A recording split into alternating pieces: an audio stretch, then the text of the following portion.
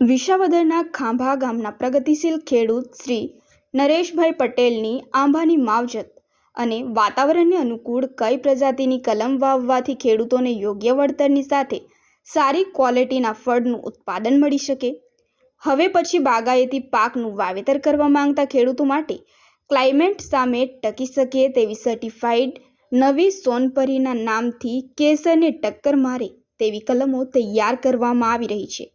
વધુ માહિતી માટે ખેડૂત શ્રી નરેશભાઈ પટેલ, ગીર જગદંબા નર્સરી, ગામ ખાંભા, તાલુકો વિસાવદર, જિલ્લો જુનાગઢ, જેમનો કોન્ટેક્ટ નંબર છે 9979438660 9825285485। हाँ, मैं मेरा परिचय दे देता हूँ।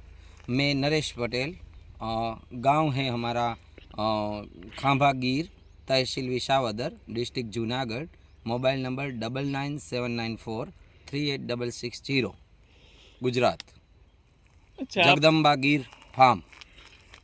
आप कितने समय से आम की खेती का व्यवसाय के साथ जुड़े हुए हैं? हम एक्चुअली 30 साल से आम की बागबानी के साथ और कलम के बिजनेस में जुड़े हुए हैं।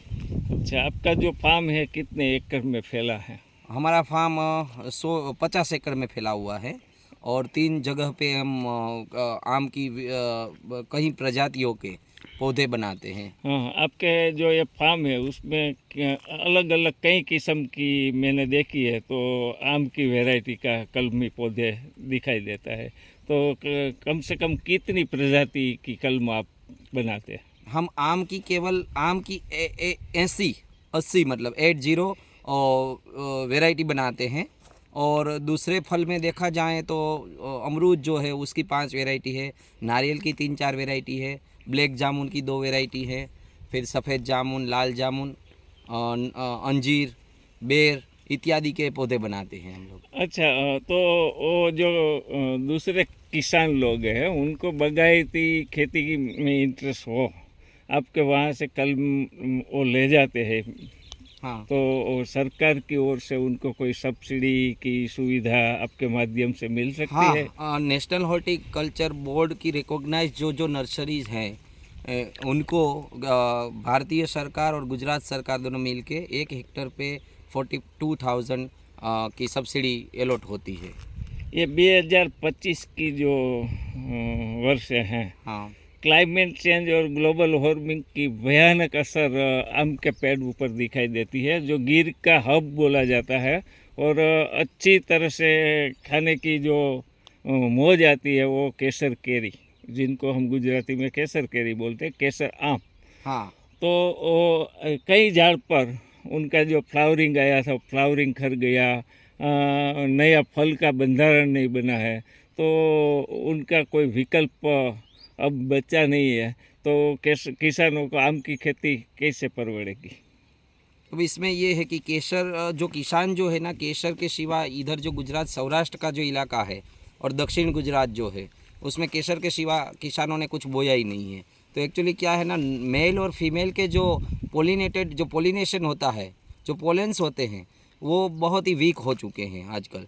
तो उनकी वजह से क्लाइमेटिक असर ज़्यादा होने की वजह से पैदावार कम मिलती है। तो किसानों को अब क्या करना चाहिए, एक्चुअली इजराइल पद्धति से, इजराइल टेक्निक से प्लांटेशन करना चाहिए और 2% के हिसाब से अदर वेराइटी लगानी चाहिए जिनका मेल ज़्यादा पावरफुल हो, तो पैदावार ज़्यादा मिलेगी। जैसे देखा जाए तो देसी वैरायटी, देसी जो हमारा आम है जो गुठलियों से उगाया गया होता है उसमें पैदावार है, क्यों है? क्योंकि उनका पोलन जो मेल है वो ज़्यादा मजबूत है, इसीलिए उसमें ज़्यादा पैदावार मिलती है। तो नई वैरायटी जो गुजरात गवर्नमेंट नवसारी कृषि यूनिवर्सिटी संशोधन किया है 2001 में रिलीज़ की हुई वैरायटी सोनपरी, तो वो किसानों को लगानी चाहिए। उनमें क्या है, 2 गुना रेट भी मिलता है किसानों को, पैदावार भी अच्छी है। जैसे देखिए हमारे यहाँ केसर में बहुत कम है पैदावार, तो सोनपरी ये 4 साल का पौधा है, आप देख सकते हैं कितना फल लगा हुआ है। एक ही पौधे पे देखिए आप कितना फल लगा हुआ है। तो ये जो सोनपरी आप बोलते हैं वो सोनपरी का पेड़ हाँ, है। ये सोनपरी का पेड़ है। हाँ, तो वो केसर में और सोनपरी में फर्क क्या है?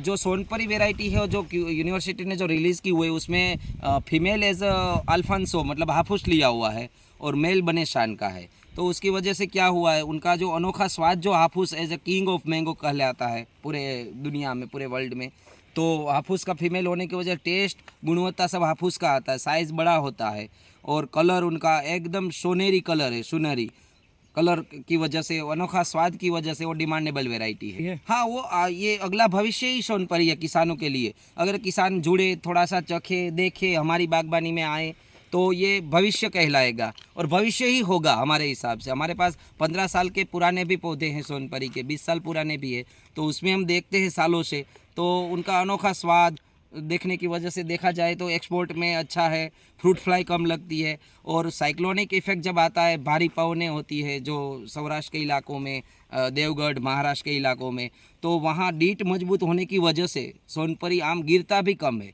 बहुत ही मजबूत डीट है, कुदरत नेचुरल डीट है, वो कोई आर्टिफिशियल नहीं है, लेकिन उसमें गिरता भी कम है।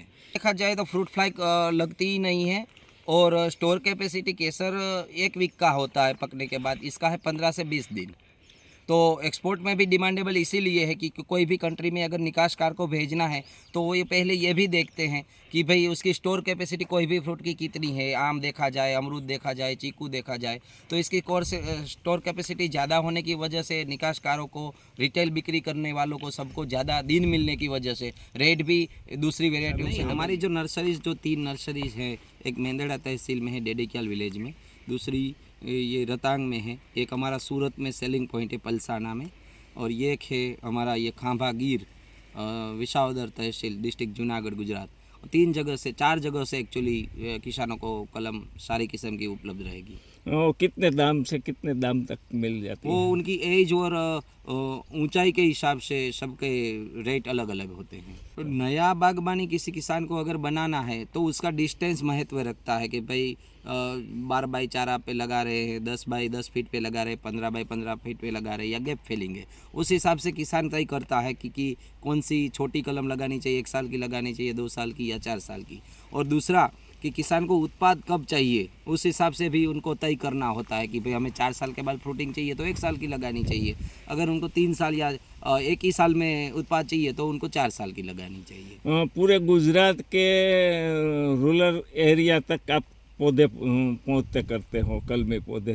तो जी हाँ। गुजरात बाहर से आउट स्टेट के, कोई कर्नाटक है, मद्रास है, हरियाणा है, पंजाब है, राजस्थान वाले को जो ये पोर्ट पे चाहिए कलमी आंबा, तो आप वहाँ तक भी पहुँचता कर सकते हैं? हाँ, हम आंध्र प्रदेश, महाराष्ट्र, किन्हीं इलाके, कर्नाटक, उड़ीसा, यूपी, राजस्थान और एमपी, सारी जगह, छत्तीसगढ़ भी, सारी जगह हमारे पौधे जाते ही हैं फ़िलहाल। टीमें हैं जो कि किसान को अगर कुछ पता नहीं चलता और खुद से नहीं लगाना है, या कोई बिज़नेस कर रहा है किसान, बड़े सिटी में है और गांव, मतलब वो किसानी, उनको किसानी जानते ही नहीं है जो किसान, उनके लिए हमारी जो टीमें हैं वो जाती है वहाँ पर और लाइनिंग करके, गड्ढे गोद के और फिर प्लांटेशन कर देती है। अच्छा। और बैकअप में दूसरा भी रहता है कि किसान को कब खाद देना, या कब पेस्ट आए तो कब उनको कौन सी दवाई छिड़काव करना, क्या छिड़काव, ऑर्गेनिक प्राकृतिक का अगर कोई किसानी करता है तो उनको क्या छिड़काव करना है, अगर इनऑर्गेनिक करता है तो कौन सी दवाई का छिड़काव कौन से टाइम पे करना है, वो भी हम सब उपलब्ध सारी सुविधाएं बाद में कराते हैं किसानों को। अच्छा, तो आपके पास से जो लोग पौधा लेके बागवानी करते हैं तो उनका पूरे वो वृक्ष लग जाए, फल देने लगते हैं, उस समय तक जिस समय पर जो कोई ट्रीटमेंट की जरूरत हो तो आपका मार्गदर्शन को। हाँ, पूरी जिंदगी अगर हमारे पास से कोई किसान ने अगर नहीं पौधे लिए फिर भी हम उनको गाइडेंस प्रोवाइड करते हैं। अच्छा, तो ये थे हमारा जाने माने फार्मेसी चलाने वाला किसान, और छोटी सी एज में उन्होंने बड़ा काम किया है। गिर फॉरेस्ट जूनागढ़ डिस्ट्रिक्ट के तहसील विसावदर के गांव खांभा में।